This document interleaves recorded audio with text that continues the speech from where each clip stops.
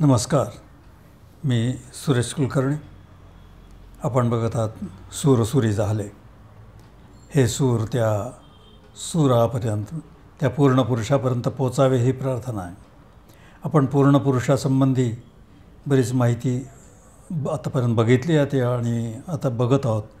त्यामध्ये आतापर्यंत आपण उपनिषदांच्या आधारे पूर्ण पुरुषाच्या उपासनेसंबंधी जी माहिती घेतली, त्या उपासनेच्या सिद्धीसंबंधी, त्याचं स्वरूप आणि त्याच्या शक्तीसंबंधी माहिती देणारं एक ईशोवास्योपनिषदामध्ये एक वचन आहे. ते असं: तदेजति तन्नैजति तद्दूरे तदंतके तदंतरस्य सर्वस्य तदु सर्वस्यास बाह्यतः. तो पूर्ण पुरुष जगद्रूप असल्याने उत्पत्ती स्थिती लयामुळं तो चलित वाटतो, पण चलित वाटतो तर तो ब्रह्मरूप असल्यानं एक जिन्सी सर्वत्र ठासून भरलेला असल्यानं स्थिरसुद्धा वाटतो.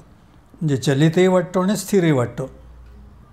विश्वरूपानं तो अगदी आपल्याजवळ सभोवती असल्यासारखं वाटतो, तर आत्मतत्व किंवा परब्रह्मरूपानं आपल्यापासून फार दूर, बुद्धीला अगम्य असा वाटतो. तदेजति तन्नैजति तद्दूरे तद्वंतिके. तो सर्वांच्या अंतर्यामी आत्मतत्वानं, शिवरूपानं असा विद्यमान असतो, तर तो सर्वांच्या बाहेर जगतरूपानं वेढलेला असतो.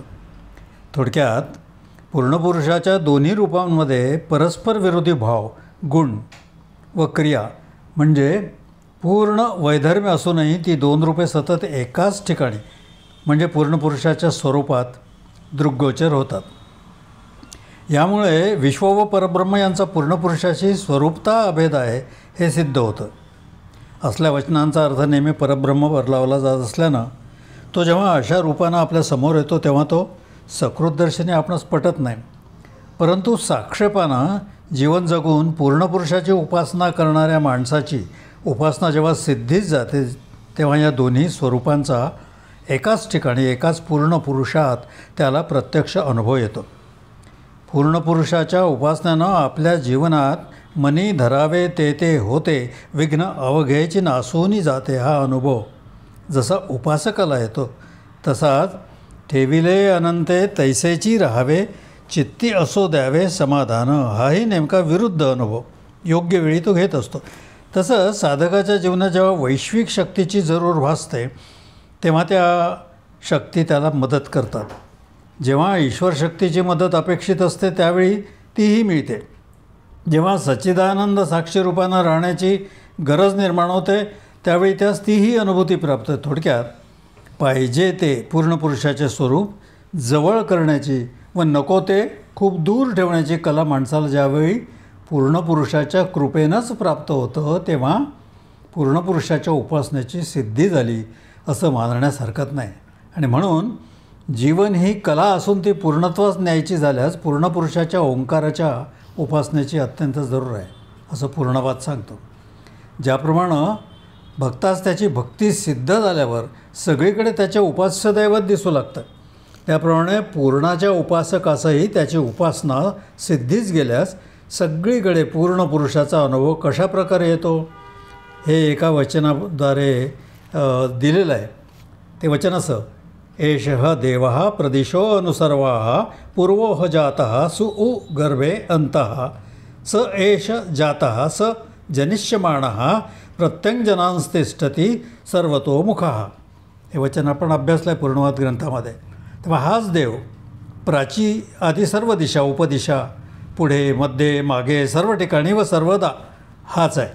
विश्वाचा भोगता व त्यक्ता हाच आहे. म्हणजे सारांश भूत, भविष्य, वर्तमानकाळी वनवास येणारं जे काही बाह्य जगत व अंतस्थ विष्णू वा शिवतत्व हा काही पूर्ण पुरुषच आहे. प्रत्येकाच्या अंतःकरणात वास करणारा हाच आहे अशी अनुभूती उपासकाला येते. या वर्णनावरूनसुद्धा, हे जे वर्णन आहे त्याच्यावरूनसुद्धा पूर्णपुरुषाच्या स्वरूपाची उत्तमरित्या जाणीव आपणास होऊ शकते. परंतु देवाचं वर्णन हे पूर्णपुरुषाचंच आहे का? मायोपाधिक ईश्वराचं म्हणजे राम, कृष्ण, गणेश आदी देवतांचं आहे अशी शंका वाचकाच्या मनात येणं स्वाभाविक आहे. परंतु तसं आहे असं जरी समजा घटकाभर धरलं तरी ते पूर्ण पुरुषाचे नाही असं म्हणता येत नाही, कारण त्यांचाही पूर्ण अशी अभेदच आहे. परंतु येथे या वचनातील देव या शब्दांचा अर्थ पूर्ण पुरुषच आहे. हे श्वेताश्वतरातील एक जे वचन आहे त्याच्यावरून पुन्हा सिद्ध होण्यासारखं आहे. ते वचन असं: या देवानां प्रभवश्च उद्भवश्च विश्वाधिपो रुद्रो महर्षी हिरण्यगर्भजनयामास पूर्वं सनो बुद्ध्या शुभय संयुनक्तु. जो देवांची उत्पत्ती स्थिती संहार करणारा आहे, त्यांना आपल्या शासनात ठेवणारा असल्यानं त्यांचा अधिपती चालक व पालक आहे. ज्याने हिरण्यगर्भास उत्पन्न केलं तो दुःखाचा नाश करणारा सर्वज्ञ परमदेव आम्हास शुभबुद्धी देवो. यावरून वेदात 33 कोटी देवता असून त्या सर्वांचा देव म्हणून कोणी परमदेव विद्यमान आहे व तो देव आपल्या परीनं या साऱ्या विश्वाचं नियंत्रण करीत असतो, ही गोष्ट वेदप्रसिद्ध आहे. इथे या परमदेवाला महर्षी म्हटलं आहे. तर महर्षी म्हणजे महान ज्ञानी, सर्वज्ञ, सर्वांचा अंतःसाक्षी असल्यानं याचा परब्रह्म असा अर्थ करण्यास काहीच हरकत नाही. तेव्हा सर्व देवांचा देव, विश्वाचं नियंत्रण करणारा परब्रह्मरूप व साक्षीरूप असं असल्यानं त्याला पूर्ण पुरुष समजण्यास काहीच हरकत नाही. या वचनातील परमदेव म्हणजे पूर्ण पुरुषच आहे हे जसं सिद्ध होतं, तसं मागील वचनामध्ये देव या शब्दाचा अर्थ परमदेव असाच आहे हेही समजतं. इतर ठिकाणी जेथे परब्रह्म म्हटले जाते तेथे ईश्वरत्व नसतं व जेथे ईश्वरत्व दाखवलं जातं ते परब्रह्म नसतं. परंतु या श्लोकात देवाला महर्षी म्हणून परब्रह्म व ईश्वरत्व ही दोन्ही या ठिकाणी आहेत असं स्पष्ट म्हटल्यानं हे वर्णन पूर्ण पुरुषाचंच आहे असं म्हणता येतं. येथील देव हा पूर्ण पुरुषच आहे हे संशयातीत. तेव्हा याच वचनाचं आणखी तपशीलवार वर्णन जर हवं असेल तर आणखी श्वेताश्वर उपनिषदाच्या या पुढील वचनात मिळू शकतं. तदेव अग्निस्तदादित्यस्तद्वायुस्तदुचंद्रमाः तदेव शुक्रम तद ब्रह्म तदात्पस्तत् प्रजापतीः.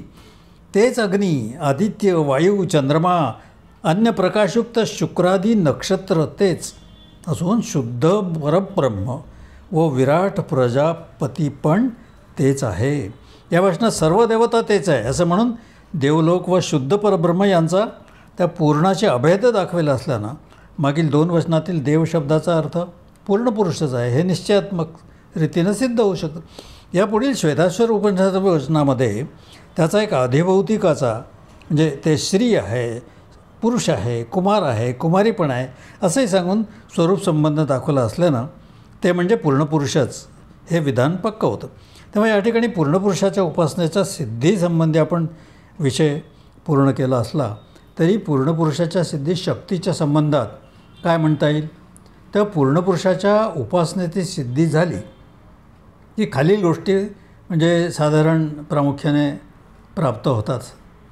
तेव्हा एक म्हणजे विश्व व परब्रह्म या परस्पर विरोधी भाव, गुण, क्रिया असणाऱ्या दोन्ही रूपांचा एकाच पूर्ण पुरुषात प्रत्यक्ष अनुभव येणे. दुसरं, जीवनात पूर्ण पुरुषाच्या ज्या रूपाची गरज भासेल ते रूप त्याच्या कृपेने प्रकट होऊन जीवन प्रभुत्वानं जगण्यास मदत होते. आणि तिसरं, सर्वज्ञ, सर्व ठिकाणी पूर्ण पुरुष म्हणजेच केवळ शुद्ध सत्य परमेश्वर भरलेला असून प्रत्येकाच्या अंतःकरणात आत्मरूप शिवतत्वानं तोच वास करीत असतो याची अनुभूती साधकाला येते. अशा रीतीनं पूर्णाच्या उपासनेच्या सिद्धीनं साधकास विश्वाचा, ईश्वराचा, परब्रह्माचा पूर्ण पुरुषाशी स्वरूप संबंध आहे असं प्रत्यक्ष अनुभवाला येतं. परंतु केवळ पूर्ण पुरुषाच्या स्वरूपसिद्धीनं पूर्णाची पूर्णसिद्धी प्राप्त झाली असं होत नाही. त्यात एक महत्त्वाची गोष्ट पुष्कळ राहून जाते. याच महत्त्वाच्या गोष्टीचा आता आपण विचार करणार आणि त्यानेच हा विषय पूर्णतेत जाणार. विश्व हे मायेचे कार्य आहे असं जे आपण ऐकतो त्या मायेचा खरा व निश्चित अर्थ आपणास समजणार आहे. हा विचार करण्यासाठी श्वेताश्वतरच्या पुढील वचनाचा प्रथम जरा आपण अर्थ बघूया. ते वचन असं: य एको जालवानीशत ईशनीभिः सर्वान् लोकान्निशत ईशनीभिः य एवैक उद्भवे संभवे च य एतद्विदुरः अमृतारस्ते भवन्ति. य एको जालवानी शत ईशनिभी, तो जालवान अद्वितीय पूर्ण पुरुष वा परमेश्वर आपल्या शक्तीनं जगतरूपी जाल निर्माण करून स्वतःला झाकून घेतो व आपल्या शक्तीनं जगतरूपी जालाचं नियमन करून भूतादी सर्व लोकांचं यथायोग्य संचालन व नियमन करतो. आणि यामुळेच उत्पत्ती, स्थिती, संहार हे होत असतानाही त्याचं मात्र एकलेपण मोडत नाही. अशा या पूर्ण पुरुषात जो ओळखतो तो अमृतत्वास प्राप्त होतो. अमृतास्ते भवंती. येथे जाल या शब्दाचा अर्थ माया असा केला व मायेचा निर्माण करता तो जालवान असं म्हटलं तर ईश्वर हे कारण व माया हे कार्य असं म्हणावं लागतं. तर कोळी आपल्या शरीरातून अनेक जाळी बनवित असल्यानं त्याच्या जाळे बनवण्याच्या शक्तीचे अनेक वचन होतं. तसेच जाळे बनवणे, बनवलेल्या जाळ्यांचं नियमन करणे, संहार करणे या शक्ती जसं कोळ्यामध्ये असतात तसं जालवान ईश्वरात माया निर्माण करण्याची शक्ती, त्याचं नियमन, संहार शक्ती आहे असं म्हणावं लागतं. म्हणजे माया हे कारण नाही, ईश्वर जगत हे कार्य नाही असं म्हणता येईल. थोडक्यात हा पूर्ण पुरुष व ईश्वर एकच असताना ते नाना वैचित्र्यानं वावरताना दिसतं. तसं जगात व्यवहार करताना दुष्पत्तीस येणारं सर्व काही तोच असं असताना, त्याचंच रूप असताना मनुष्य समोर येणाऱ्या प्रत्येक गोष्टीपेक्षा ईश्वर काही निराळा आहे असं समजत असतो. ईश्वर सर्वत्र अखंड प्रत्यक्ष दिसत असताना मनुष्य त्याला आपल्या परीने धुंडत असतो. ईश्वराचे वा पूर्णाचे ध्यान करून पाहणाऱ्या साधकाच्या मिटलेल्या डोळ्यांसमोर प्रत्येक क्षणी जे जे काही दत्त म्हणून उभं राहतं ते एका परीनं त्याचंच रूप असताना, म्हणजे तो स्वतः असताना दिसतो तो नव्हे, तो निराळाच आहे असं ध्यान करणाऱ्या साधकाचं ठाम मत असतं. आणि यालाच जाल किंवा माया म्हटलं आहे. ध्यान करण्यासारखं जे जे काही येतं ते हे ईश्वर नव्हे असं म्हणून तो दूर सारीत असतो. परंतु वस्तुतः विचार केल्यास हेच ईश्वर आहे असं जणू काही ईश्वर त्यास सुचवित असतो. आणि त्यामुळे नकारात्मक पद्धतीनं ध्यान करण्यापेक्षा सकारात्मक पद्धतीनं ध्यान करणं जास्त सोपं व सत्याच्या जवळ असूनही माणसाला ते पटत नाही.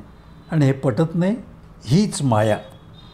इथे आता असा एक प्रश्न उपस्थित होतो की विश्वात दिसणाऱ्या वैचित्र्यामुळे व कार्यकारण संबंधामुळे ही जी माया व भ्रम माणसाच्या ठायी निर्माण होतं याचं मूळ कारण काय असं?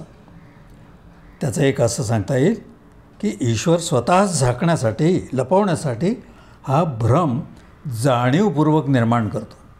आणि दुसरं असं सांगता येईल का त्याच्या विशिष्ट स्वभावामुळे तसं सहज होतं, का दुसऱ्या एखाद्या गोष्टीमुळे वा कारणामुळे हा भ्रम उत्पन्न होतो. म्हणजे थोडक्यात की जग हे समजा कार्य मानलं तर त्याचं कारण काय? तर याचं उत्तर शोधताना जग हे कार्य आहे असं घटकाभर समजा मानलं तर त्याचं कारण दुसरी कोणतीही गोष्ट नसून तो स्वतःच आहे.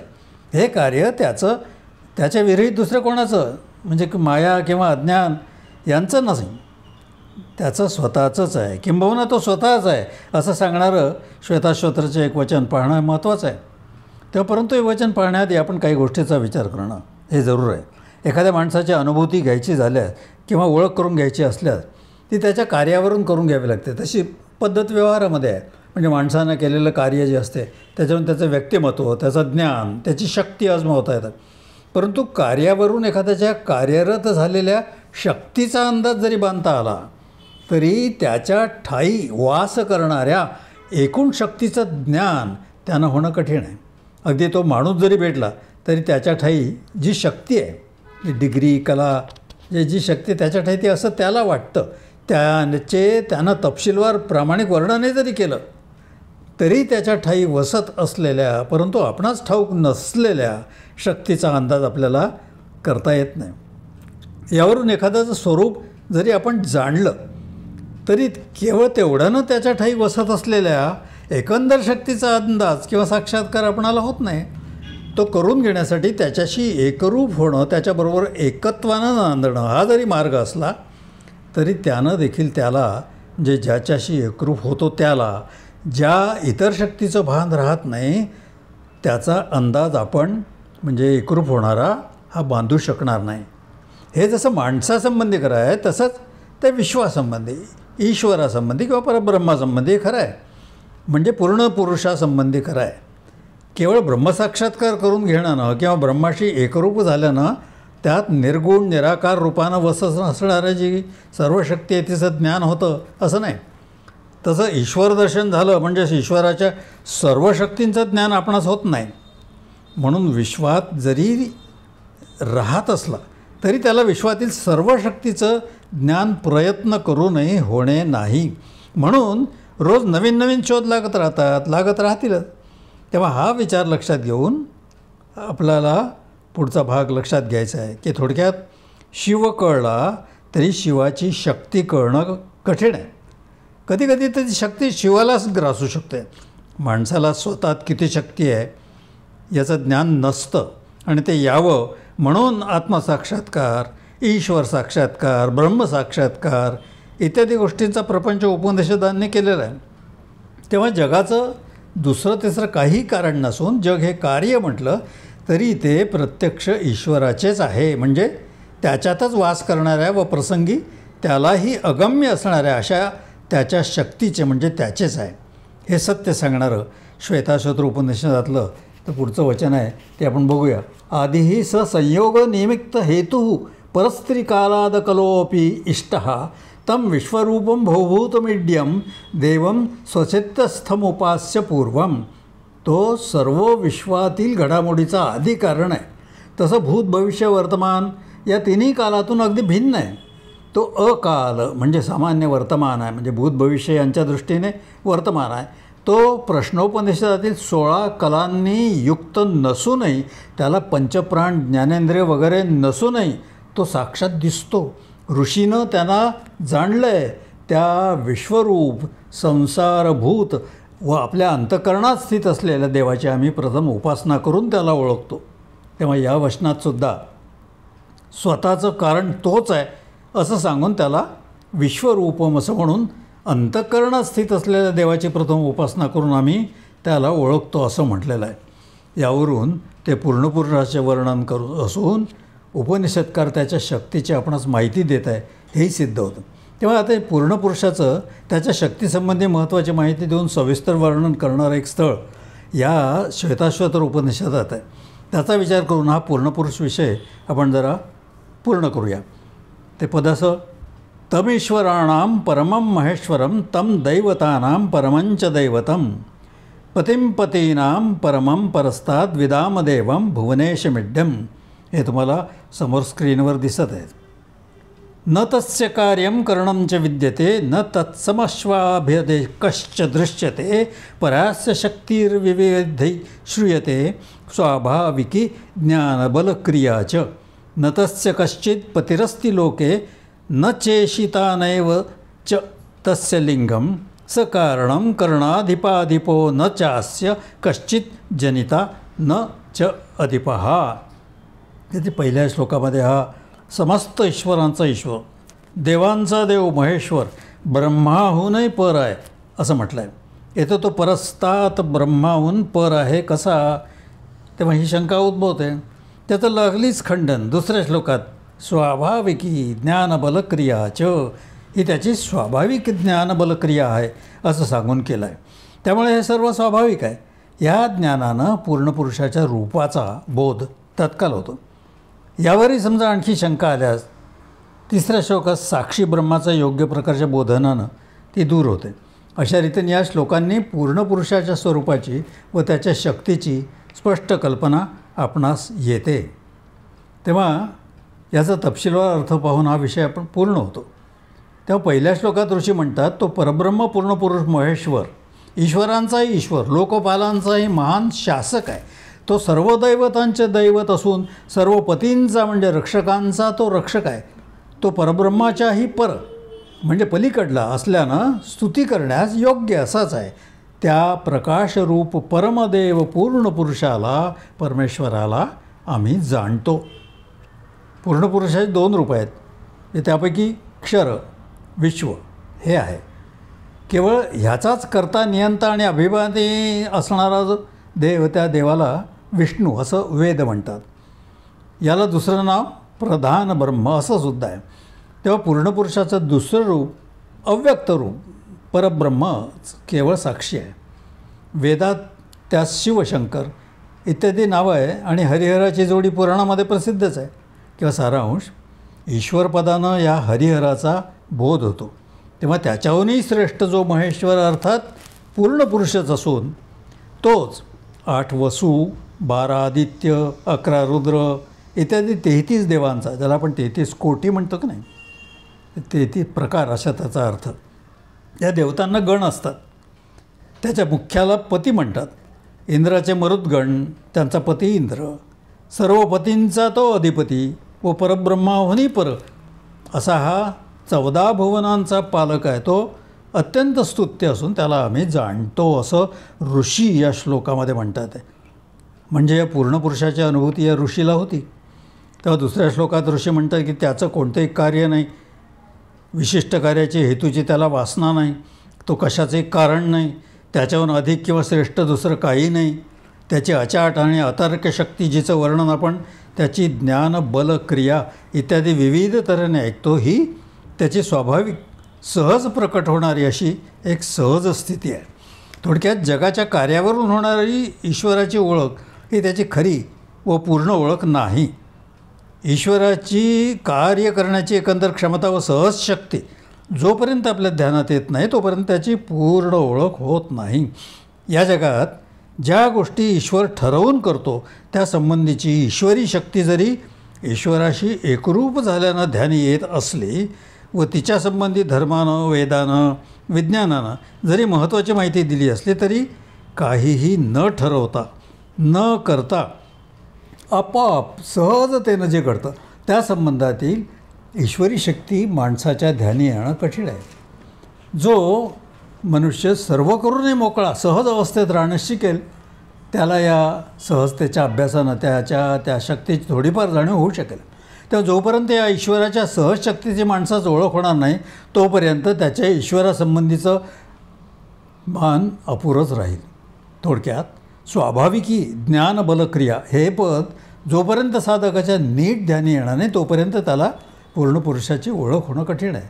तेव्हा तृतीय श्लोक जर सत्य लोकात कोणी त्याचा पालक, नियंता, स्वामी असं नाही, ज्यावरून त्याचं अनुमान करता येईल असं त्याचं लिंग किंवा विशेष खूण नाही, तो सर्वांचा हेतू आहे.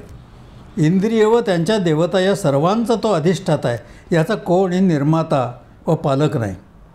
थोडक्यात हा अजन्मा, सनातन, सर्वथा स्वयंभू, स्वाभाविकी ज्ञानबलक्रिया युक्त असा सर्वशक्तिमान पूर्ण पुरुष असून विश्व, ईश्वर, परब्रह्म यांच्याशी त्याचा स्वरूप संबंध आहे. ही सर्व त्याचीच रूप आहे.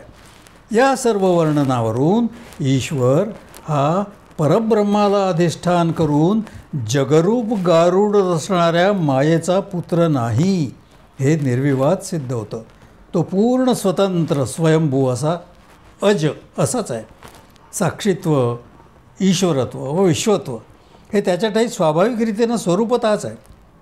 या तिन्ही श्लोकांचा वर्णविषय एक पूर्ण पुरुष असून परस्पर विरोधी विश्व व परब्रह्म हे त्याचे स्वरूप आहे हे इथं निश्चितपणानं प्रतिपादन केलेलं आहे. तो पूर्ण असला तरी आपणास ते एकदेशी, निर्गुण निराकार किंवा सगुण साकार असा जो भ्रम होतो त्याला माया म्हणत असून यामुळे त्याला मायेन किंवा जालवान ही विशेषणं दिली आहेत. हा भ्रम नाहीसा व्हावा व पूर्ण पुरुषाचं खरं स्वरूप ध्यानात यावं, सतत ध्यानात राहावं, यासाठी मुमुक्षीनं, स्थिरचित्तानं रोज या 3 श्लोकांचं मनन विचारपूर्वक केलं तरी त्याला पूर्ण पुरुषाची ओळख पूर्णपणे आणि यथार्थ होईल हा विश्वास बाळगावा असं ह्या ठिकाणी सांगितलेलं आहे. आद्य शंकराचार्य प्रतिपादित केवलाद तत्त्वज्ञान जे आहे त्याच्या अंतर्गत चिदानंद रूपः शिवोहोम शिवोहोम असं वर्णन करणाऱ्या आत्मषटकाच्या मननचिंतनानं आत्मसाक्षात्काराची ग्वाही दिली जाते. त्याचप्रमाणे वरील 3 श्लोकांच्या मननचिंतनानं पूर्ण पुरुषाचं ज्ञान पूर्णपणे आणि यथार्थ होते असा विश्वास होईल. हे वर्णन आपल्याला आवडल्यास लाईक करा, चॅनलला सबस्क्राईब करा आणि आपल्या ओळखीच्या सर्व परिवारातील सदस्यांना पाठवा, ऐकवा ही नम्र विनंती. धन्यवाद. आपणास यापूर्वीच विदित केलेलं आहे की हे जे काही वर्णन जे पूर्णवाद ग्रंथातून पूर्णपुरुषासंबंधी आलेलं आहे त्याचं विश्लेषण परमपूज्य डॉक्टर विष्णू महाराज पारनेरकरांनी आपल्या कैलासवासी ज्येष्ठ उपासक विपू आपटे प्राध्यापक जे इंजिनियर होते त्यांना त्यांच्याजवळ बरेच दिवसपर्यंत याचं विश्लेषण केलं आणि प्राध्यापक विपू आपटेंनी हे संकलित केलेलं आहे. त्या आपल्याला पूर्णवाद प्रबोध या ग्रंथामध्ये देखील पाहायला ऐकायला मिळेल. पण ग्रंथ उपस्थित असेल किंवा आपल्याला उपलब्ध नसेल तर हे ऐकून देखील आपणाला बऱ्याच गोष्टी लक्षात येऊ शकेल. याकरता कृपया याचं जरूर श्रवण करावं ही पुनश्च एकदा विनम्र प्रार्थना. धन्यवाद.